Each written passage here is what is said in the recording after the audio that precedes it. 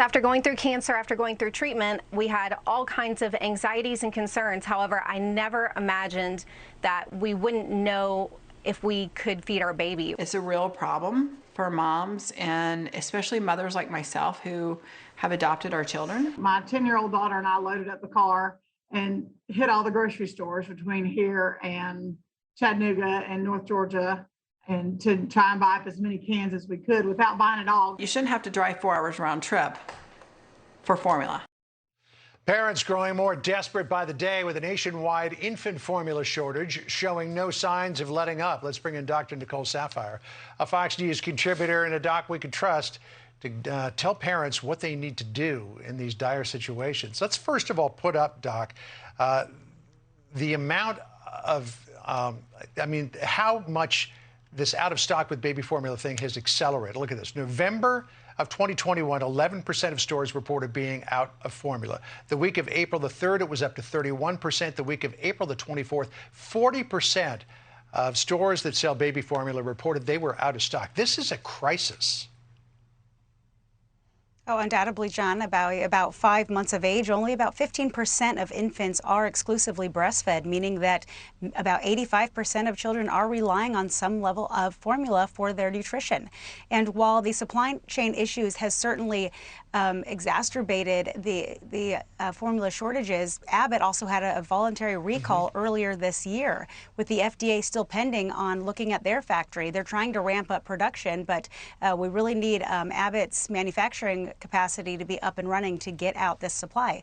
But John, there are some alternatives. If you are finding that you cannot get formula for your child, first thing you should do, of course, you should always contact your OBGYN, your pediatrician's office. They will have formula, some samples there. Hospitals, formula food banks, there still may be supplies out there. Pediatricians can offer some great advice on some alternatives for children. You know, children under the age of 6 months really are exclusively breastfed or depend on formula. Those are the critical ones. But those who are 6 months and older, when you start introducing some of those solid foods, there are some alternatives such as coconut water and Pedialyte that may be able to help supplant for a couple of days. But again, none of this is a long-term solution. And ultimately, we need to make sure that those children are getting the nutrients they need. It's tempting to want to give your children water and cow's milk, but under the age of 12 months, it doesn't give them the iron and vitamin C and other nutrients that is contained within breast milk and formula that they really need. You know, I've heard that some parents are trying to formulate their own formula. What do you say to those parents? Well, listen, John, first of all, parents know their children better than anybody else. However, not everybody understands what infants need. They're not just mini adults. It's not like you can just have them adopt. You can put in your dinner and put it in a blender and feed it to the child. That doesn't necessarily work for children. There are some things that could actually be toxic to them in quantities, which is why formula and baby food is so heavily regulated. So I do not suggest putting together meals without consulting pediatricians and nutritionists. You want to make sure that you're giving your child something that is safe. And while most things will be okay, I can tell you that even small doses of a few things can be toxic to children and potentially lethal. All right, so make sure you stay in close touch with your pediatrician on all of this. Hey, Doc, another issue that parents are becoming increasingly concerned about, and that is this number of cases of hepatitis among children worldwide. It was identified last week as some 320 countries around the world. It's likely grown from there. Here in the United States, let's put this up on the screen, 109 cases in 25 states and territories involving 5 deaths. 90% of the children were hospitalized. 14% had to receive a liver transplant.